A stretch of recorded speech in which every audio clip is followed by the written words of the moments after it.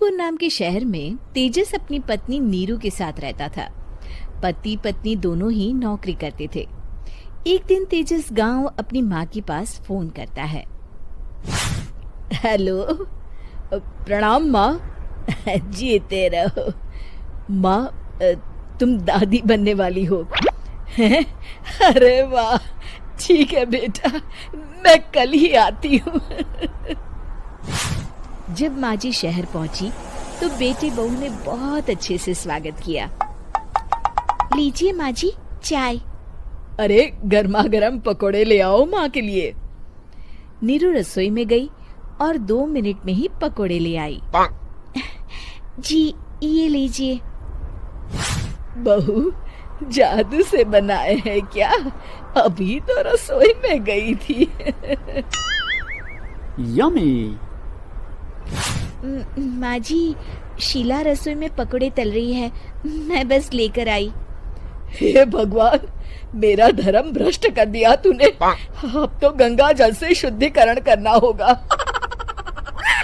दूसरे दिन, माँ जी मैंने नाश्ता बना दिया है, ऑफिस जा रही हूँ।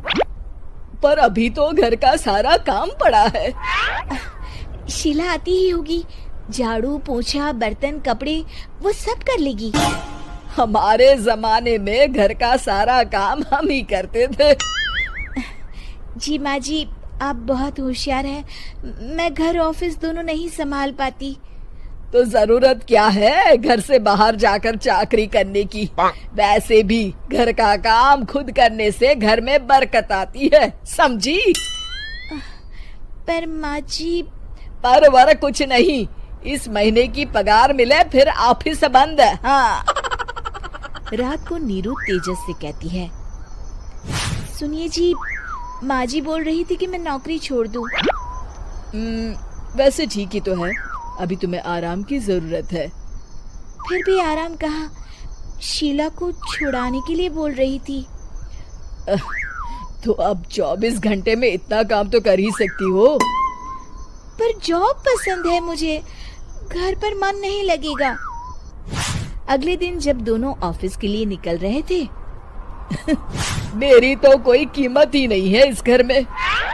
माँ जी, आजकल महंगाई बहुत है, रहन सहन भी बदल गया है, दोनों नौकरी करते हैं तभी ठीक रहता है। अच्छा, तू कहना क्या चाहती है?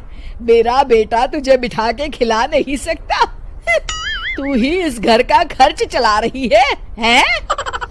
नहीं माँ जी, मेरा वो मतलब नहीं था।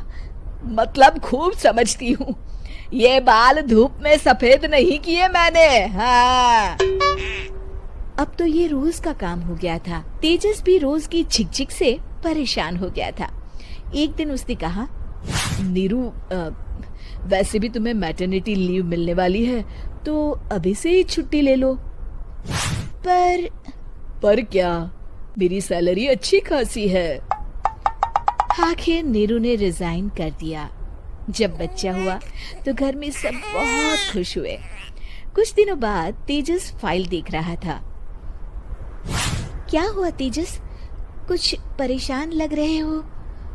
हाँ, वो हमारी जितनी सेविंग्स थी वो तो हॉस्पिटल में और छठी के फंक्शन में खत्म हो गई है नीरू।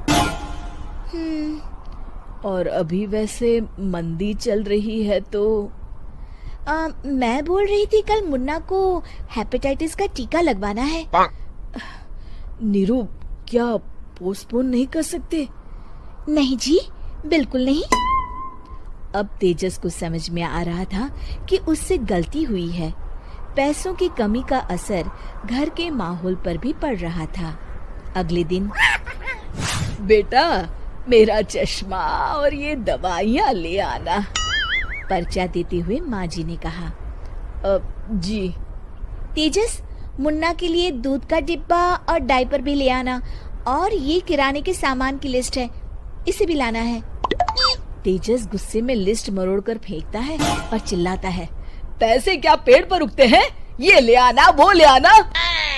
अरे पर ये जरूरत का सामान ही है। वो गुस्से में बिना कुछ कहे ऑफिस चला गया। अरे लंच तो ले जाइए। नीरू दौड़कर डिब्बा पकड़ाती है। एक दिन खाना खाने के बाद, नीरू, अब तो मुन्ना कुछ बड़ा हो गया, तो अब तुम वापस ज्वाइन कर लो ना जॉब। पर इस रिसेशन में जॉब मिलना बहुत मुश्किल है। ट्राई तो करो। फिर मुन्ना? माँ जी है ना, और एक फुल टाइम मेड भी लगा लेंगे। पर माँ जी, उन्हें तो पसंद नहीं। तभी माँ जी वहाँ आ जाती है और प्यार से नीरू के सर पर हाथ फेरते हुए बोलती है, अब मेरी समझ में आ गया बहू, पहले के और अब के समय में अंतर है। तुम काम शुरू करो, मुन्ना की जिम्मेदारी मेरी। मेरी प्यारी माँ जी। ये कहकर नीरू उनके गले लग गई। शिक्षा, परिवर्तन संसार का नियम है, हमें भी समय के साथ चलना चाहिए। उम्मीद है कि आपको हमारी ये कहानी पसंद आई होगी।